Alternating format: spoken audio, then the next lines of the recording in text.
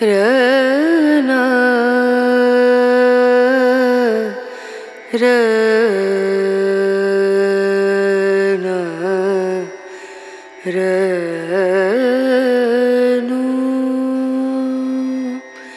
रेना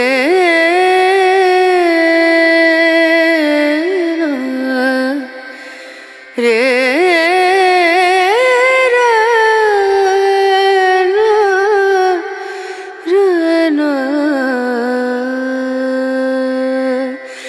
नजरिया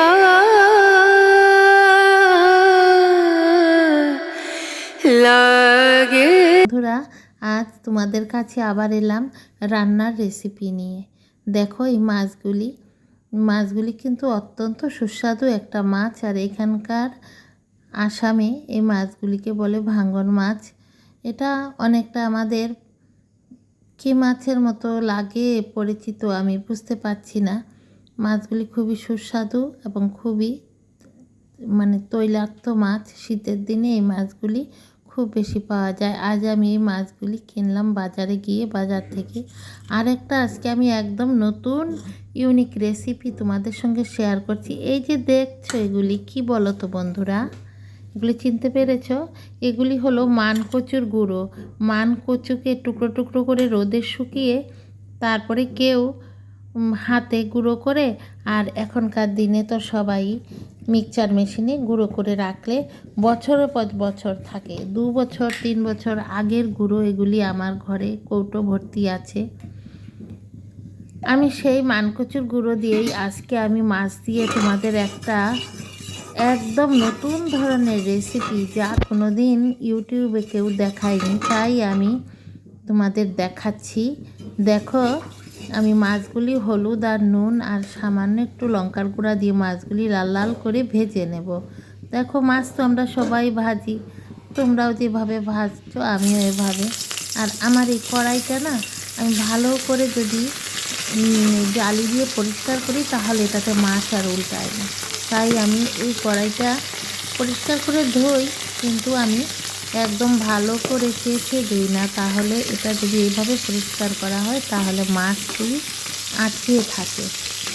তোমরা হয়তো অনেকে মনে করতে পারো, কিন্তু এটা আমার শুধু পাঁপড় ভাজা, মাছ ভাজা, আলু ভাজা, এগুলি আমি এটাকে করি, আর কিচ্ছু করি না। দেখো বন্ধুরা, এই মাছগুলি আমি সুন্দর করে ভেজে নিচ্ছি।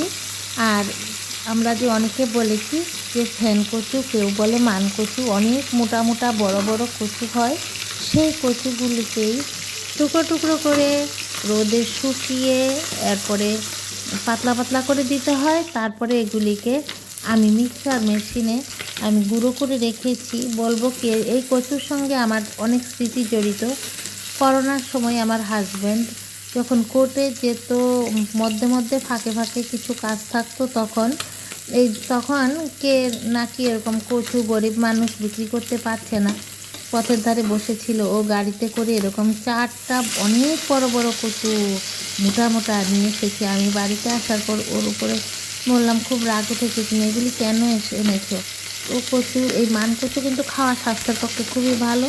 আর এই কচু যদি কাঁচা বেটে খায় খুবই সুস্বাদু হয়।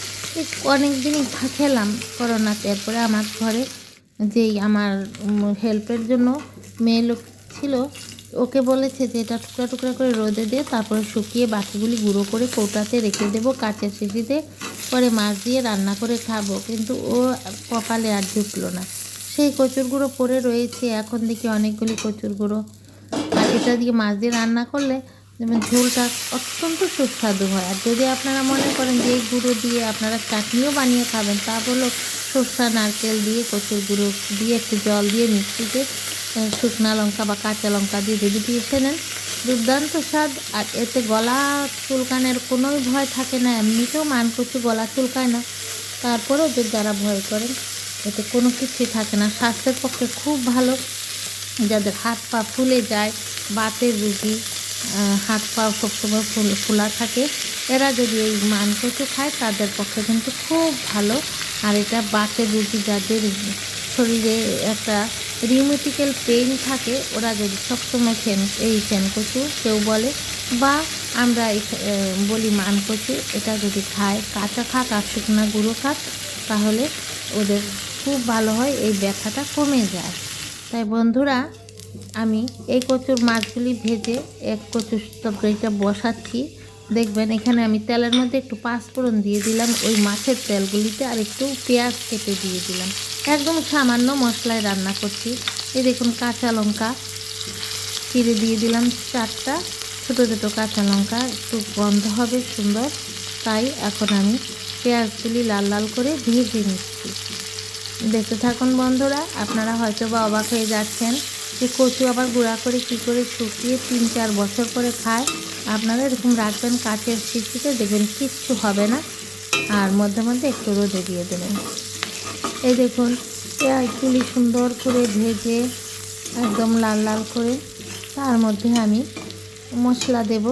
মশলা কি দিচ্ছি, হলুদ আর লঙ্কার গুঁড়ো আর একটু জিরের গুঁড়ো আমি একসঙ্গে একটা বাটিতে জল দিয়ে ভিজিয়ে রেখে দিয়েছি।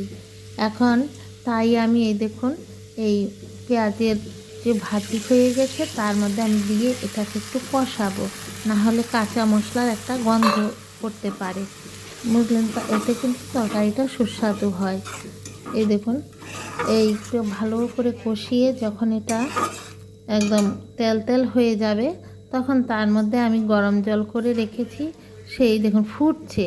এই ফুটতে ফুটতে একদম দেখুন ঘন হয়ে যাচ্ছে, তেল তেল হয়ে গেছে।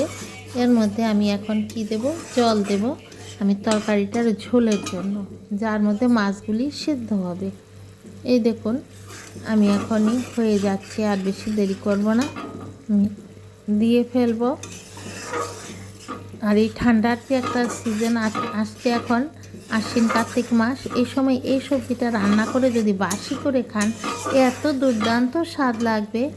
দেখবেন উপরে একটা সরের মতো পড়ে থাকবে। দেখুন আমি গরম জল দিয়ে ঝোল দিয়ে দিলাম, কী কারণে, সবজিটা অত্যন্ত তাড়াতাড়ি হয়ে যায়। আর এই রেসিপিটা রান্না করতে কিন্তু একদম সময় লাগে না। কচুগুলি তো গলা টলা কিচ্ছুই পড়ে না, কচুগুলি তো আগের থেকেই আমি দেখুন নুন দিয়ে দিলাম আমার স্বাদ অনুযায়ী।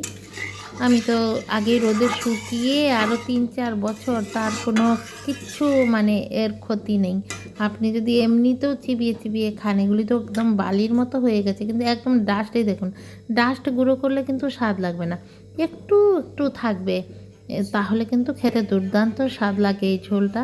আপনারা এরকম যদি কচু বাড়িতে বেশি হয় তাহলে এরকম রান্না করবেন। দেখুন কি সুন্দর হয়ে গেছে ঝোলটা। এই ঝোলটার মধ্যে দেখুন আমি এখন এই কচুগুলি দিয়ে আবার মানে ঝোলটাকে সামান্য মানে 2-3 মিনিট একটু ফুটিয়ে নেব, বেশি ফোটাবো না, 2-3 মিনিট ফুটিয়ে তারপরে আমি মাছগুলিও দিয়ে দেবো, দিয়ে 2-3 মিনিট ফুটিয়ে নামিয়ে নেব। একবার এরকম করে খাবেন বন্ধুরা। আর কাঁচা কচু বেটেও আপনারা এরকম করে খেতে পারেন, কিন্তু আগে থাকতে কচুগুলি কিন্তু আপনারা দেবেন না, ঝোল দিয়ে মাছ দেওয়ার আগে কচু দেবেন, দিয়ে অল্প সেদ্ধ করে নামিয়ে নেবেন, না হলে কিন্তু একটা পিছলা পিছলা ভাব হয়ে যাবে। আর আমার এটা তো শুকনো গুঁড়ো, এত দুর্দান্ত স্বাদ এই দিনে লাগে। এভাবে যদি আপনারা খান, বা এই কচু দিয়ে ডাল দিয়ে বড়াও করতে পারেন। এই দেখেন আমি মাছগুলি দিচ্ছি, আর এই মাছগুলি কি জানেন, কাঁটাগুলি খুব তৈলাক্ত মাছ তো, তাই কাঁটাগুলি কিন্তু খুব নরম থাকে, একদম মুখে কাঁটা লাগে না। এই মাছগুলি খেয়ে দেখবেন, মাছগুলি পার্শে মাছের মতো, না কি পার্শে মাছই জানি না, খেতে কিন্তু এইরকমই স্বাদ লাগে মাছগুলি, একটু নোনতা নোনতাই লাগে মাছগুলি, বুঝলেন। এগুলি নদীর মাছ, এই মাছগুলি অত্যন্ত সুস্বাদু মাছ, বড় মাছও তার স্বাদের সঙ্গে পারবে না। দেখুন কী সুন্দর হয়ে যাচ্ছে না। আমি আজকে মনে মনে ভাবলাম যে অনেক দিন আমার বন্ধুদের কোনো রেসিপি শেয়ার করছি না, একঘেয়ে আমি সব কিছুই ভালো লাগে না, যেহেতু এটা আমার দৈনন্দিন জীবন, আমার চ্যানেলটি বন্ধুরা, তাই আমার লাইফে প্রতিদিন আমি যা করি তাই আমি এই আমার এই ভিডিওতে দেই। আপনারা যে আজকে আমার এই ভিডিওটি দেখছেন, আপনাদের একটু হলেও ভালো লাগলে আপনারা অবশ্যই আমাকে সাবস্ক্রাইব করে বেল আইকনটি প্রেস করে একটা লাইক দিয়ে যাবেন, আর এই সুন্দর সুন্দর ভিডিও দেখার জন্য।